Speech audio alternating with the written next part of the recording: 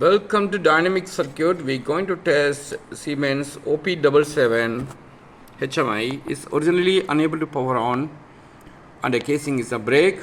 After we repair, you can see here the power on is going on. Successfully power on is completed.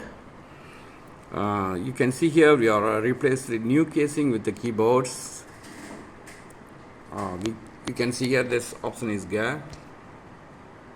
So we can try that up down keys, any option key here. You can see here there is a language selection. Once you completed, you can press enter. Successfully we are repaired Siemens OP77. Please visit for your industrial repair solutions Dynamic Circuit. Thank you very much for watching these videos.